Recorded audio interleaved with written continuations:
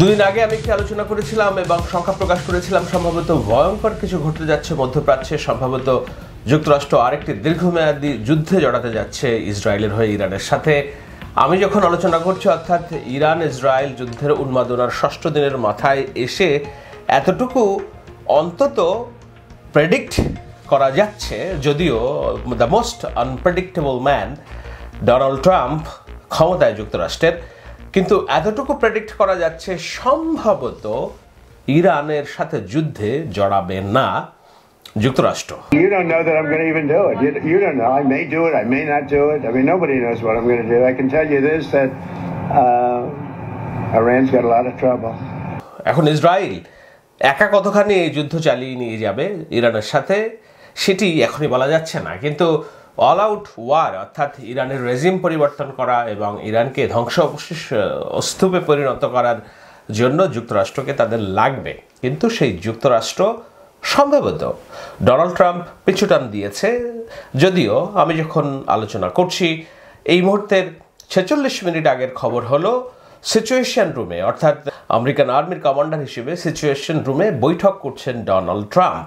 Wall Street journal যেমন বলছে, president Donald Trump secretly approve the attack of plans for Iran but has withheld final order, এখনো আটকে রেখেছে। Getting involved in another conflict in the Middle East, but worry about the potential for retaliation here at home. Yeah, well, I don't want to get involved either, but I've been saying for 20 years, maybe longer, that Iran cannot have a nuclear weapon. I've been saying it for a long time, and I think they were a few weeks away from having one. আমি আগেই বলেছি the most unpredictable man যুক্তরাষ্ট্রের ক্ষমতায়।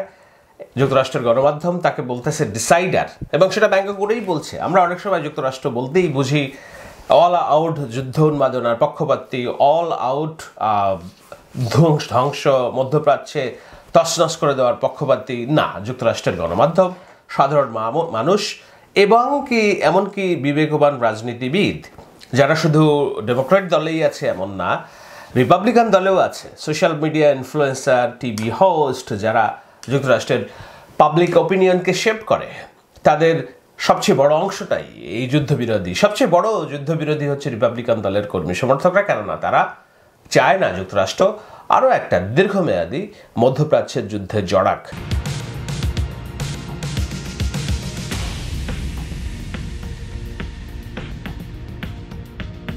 কেন এই অবস্থার পরিবর্তন, তার পেছনে বলতে গেলে আপনাদেরকে যেতে হবে ডোনাল্ড ট্রাম্পের যে রাজনৈতিক ক্যাম্পেইন। প্রেসিডেন্ট হিসেবে জয়ী হওয়ার জন্য তিনি যেসব ওয়াদা করেছিলেন যুক্তরাষ্ট্রের মানুষের কাছে, তার একটি বড় ওয়াদা হলো যুক্তরাষ্ট্র কখনো যুদ্ধে জড়াবে না, যুক্তরাষ্ট্র তার নেতৃত্বে যুদ্ধ করবে না। এই ধরনের একটি ধারণা মানুষের মনে আছে, এবং এই ধারণা মানুষের মনে থাকার পেছনে খোদ ডোনাল্ড ট্রাম্পের নিজস্ব বক্তব্য, ক্যাম্পেইনে তার বক্তব্য, নির্বাচনী ডিবেটে তার বক্তব্য প্রণিধানযোগ্য। যেমন এর আগের বার যখন তিনি প্রেসিডেন্সিয়াল ক্যাম্পেইন করছিলেন, তখন জর্জ বুশের পুত্র জেব বুশের বিরুদ্ধে তিনি কি অভিযোগ এনেছিলেন যে ইরাক যুদ্ধ একটা কমপ্লিট ডিজাস্টার, আফগানিস্তান যুদ্ধ কমপ্লিট ডিজাস্টার, এইটা হতে দেওয়া যায় না, এবং এটা একটা আমেরিকান ফরেন পলিসির গ্রেট ফেলিওর ছিল। It was a big fat mistake, all right? Now you can take it any way you want, and it took Jeb Bush, if you remember at the beginning of his announcement, when he announced for president, took him 5 days. He went back. It was a mistake. It wasn't a mistake. Took him 5 days before his people told him what to say. And he ultimately said it was a mistake. The war in Iraq, we spent $2 trillion, thousands of lives. We don't even have it. Iran is taking over Iraq with the second largest oil reserves in the world. Donald ট্রাম্পের সেই সব পূর্বেকার কথাবার্তাতে যারা উদ্বেলিত, তার পক্ষে যারা কাজ করেছে, ফার রাইট গ্রুপ, রিপাবলিকান দলের যারা কর্মী সমর্থক এবং মিডিয়া যেসব বক্তা আছে, যেমন টাকার কালসন, আপনারা জানেন ফক্স নিউজের হোস্ট ছিল, ডোনাল্ড ট্রাম্পের খুব সহযোগী এবং খুবই কাছের মানুষ। টাকার কালসন, স্টিভ ব্যাননকে বলা হয় যুক্তরাষ্ট্রের ফার রাইট মুভমেন্টের জনক, এবং ডোনাল্ড ট্রাম্প ফার রাইট রাজনীতি শিখেছেন স্টিভ ব্যাননের কাছ থেকে, যেই ব্যানন জেলে গিয়েছিলেন। টাকার কালসন এবং স্টিভ ব্যানন দুজনেই একমত হয়ে একসাথে বলেছেন যে this is what we don't want, এবং তারা নানান রকম অনুনয় বিনয় করে, এবং ট্রাম্প একজন মানবদরদী নেতা, জনপ্রিয় নেতা, এইসব বলে তারা বোঝানোর চেষ্টা করছেন যে না, দিস ইজ নট যে যুক্তরাষ্ট্র ইসরায়েলের হয়ে ইরান আক্রমণ করবে। I actually really love Trump. I think he's a deeply humane, kind person.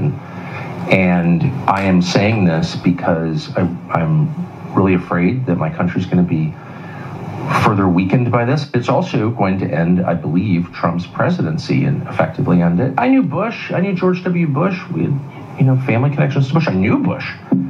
Personally, I still see Bush sometimes.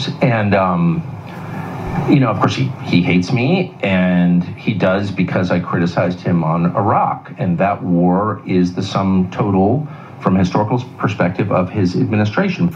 শুধু কি তাই, যুক্তরাষ্ট্রে যারা আইন প্রণেতা আছেন, সেনেটর আছেন, প্রভাবশালী লিন্ডসে গ্রাহাম এবং টেড ক্রুজের মতো নেতা যারা যুদ্ধ উন্মাদনায় সায় দিচ্ছেন, তাদের সাথেও সরাসরি বিবাদে জড়াচ্ছে এইসব ডানপন্থী কিন্তু অত্যন্ত প্রভাবশালী ওপিনিয়ন মেকাররা। টাকার কালসনের দ্য টাকার কালসন শোতে এক্সে হোস্ট করা, সেখানে গেস্ট হিসেবে এসেছিলেন টেড ক্রুজ।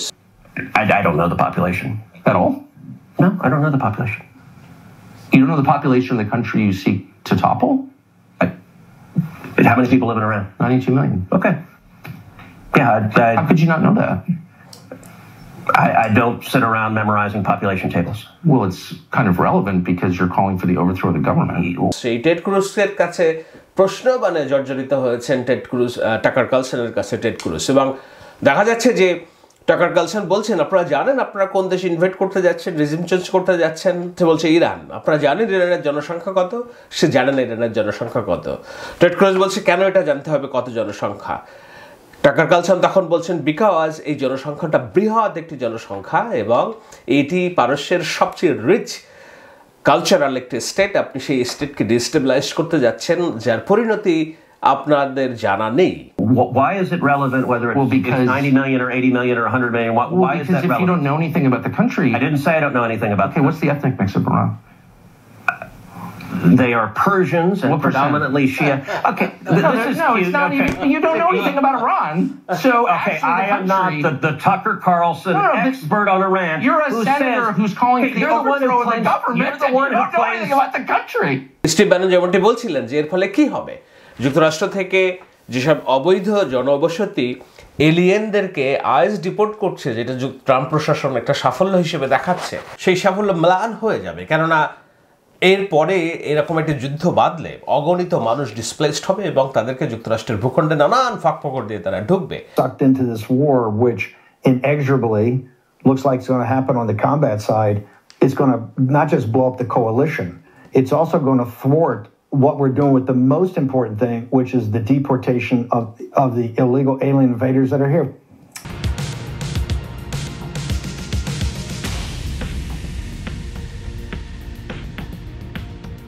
শুধু কি ফার রাইট গ্রুপ, টাকার কালসন কিংবা স্টিভ ব্যানন কিংবা অন্যান্যরা এই ট্রাম্প যে উইথহোল্ড করে রেখেছে একটা সিদ্ধান্ত তার পেছনে দায়ী? না, পেছনে দায়ী না। তার যে ভিন্ন বিপরীত রাজনৈতিক দল আছে, ডেমোক্র্যাট দলের অত্যন্ত প্রভাবশালী নেতা বার্নি স্যান্ডার্স স্পষ্ট করেই বলছেন যে নেতানিয়াহু একজন যুদ্ধবাজ, একজন গণহত্যাকারী এবং তার কোনো অধিকার নেই যুক্তরাষ্ট্রকে ড্রাগ করে ইরানের বিরুদ্ধে এই যুদ্ধে নিয়ে যাওয়ার। স্পষ্ট এই অবস্থান নিয়েছেন তিনি।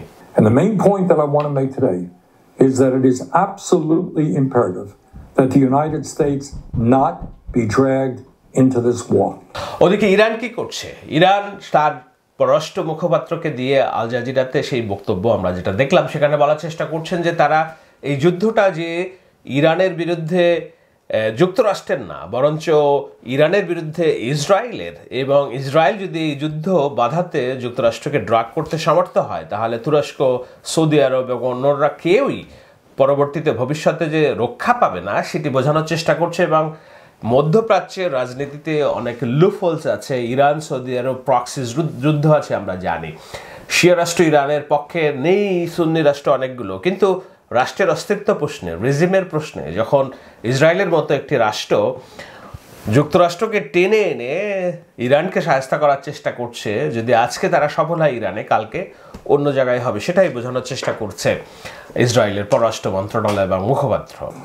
The evil of this war and the fact that Benjamin Netanyahu and those who are supporting Israel are trying to drag the whole region and beyond into a very devastating war with everlasting consequences for everyone in the region.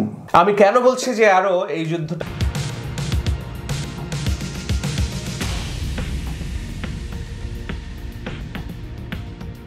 যোগটা হবে না এবং সম্ভবত যুক্তরাষ্ট্র এটাতে যোগ করবে না যদি না যুক্তরাষ্ট্রের কোনো স্থাপনায় বৃহৎ হামলা হয়।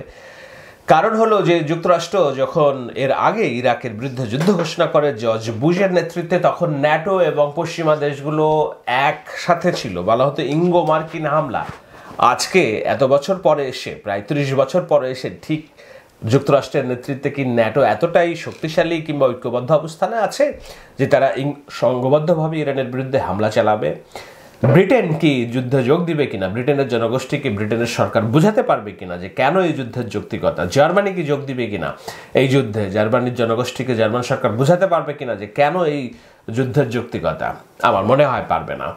এটি নিয়ে বিশ্বব্যাপী এরই মধ্যে আলোচনা শুরু হয়ে গেছে। সুতরাং ন্যাটোকে কিছুটা একলা করে দেওয়া এবং ন্যাটোকে কটাক্ষ করা, ডোনাল্ড ট্রাম্পের নেতৃত্বে ইউরোপ ইরানের বিরুদ্ধে যুদ্ধ অংশ নেবে, তাদের সৈন্য পাঠাবে, ইসরায়েলের কেবল চাওয়া রক্ষা করার জন্য, অনেক সমীকরণে মিলছে না। প্রথমত ইন্টারনালি অর্থাৎ অভ্যন্তরীণ রাজনীতিতে বাধার সম্মুখীন হচ্ছেন ডোনাল্ড ট্রাম্প। দ্বিতীয়ত ট্রিলিয়ন্স অফ ডলার এবং দীর্ঘমেয়াদী দশক মেয়াদী যুদ্ধ চলতে পারে, যে যুদ্ধের সূচনা ডোনাল্ড ট্রাম্পের হাত দিয়ে শুরু হওয়া মানে তার প্রেসিডেন্সি, তার লেগেসি দারুণভাবে প্রশ্নবিদ্ধ হওয়া, সেইটার লোকজন মনে করে দিচ্ছে। তৃতীয়ত হচ্ছে ন্যাটো এবং ইউরোপের দেশগুলো এই যুদ্ধে অংশ নেবে কিনা এখনো নিশ্চিত নয়। ডোনাল্ড ট্রাম্পের নেতৃত্বে ন্যাটো, ইউরোপীয় দেশগুলো অতটা আস্থাশীল নয়। তো সবকিছু মিলিয়ে কেন যুক্তরাষ্ট্র এই যুদ্ধে যোগ দিবে সেটি একটি বড় কোশ্চেন মার্ক।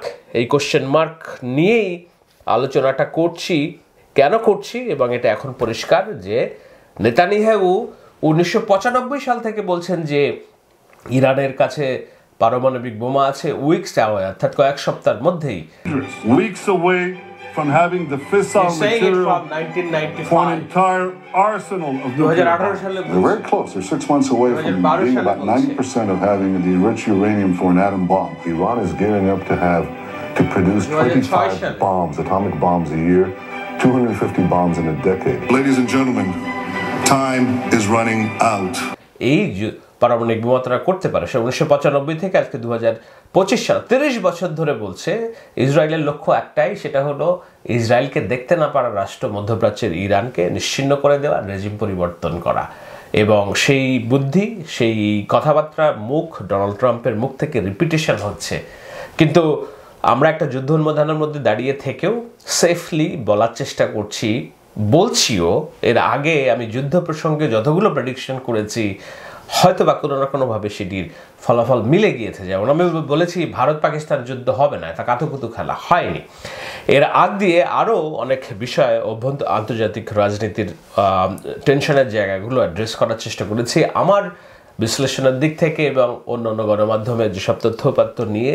ঠিক একইভাবে আমার মনে হচ্ছে যে এই যুদ্ধটা শেষমেশ যুক্তরাষ্ট্র জড়াবে না, তবে ইরান এবং ইসরায়েলের মধ্যকার এই টেনশন চলবে, হামলা পাল্টা হামলা চলবে, কিন্তু সেটা ফুল স্কেল ওয়ার, রেজিম চেঞ্জের ওয়ার কিনা, রূপ নেবে কিনা এখনই স্পষ্ট করে বলা যাচ্ছে না। এবং অত্যন্ত সতর্কতার সাথেই বলতে হচ্ছে সম্ভবত যুক্তরাষ্ট্র যুদ্ধে জড়াচ্ছে না।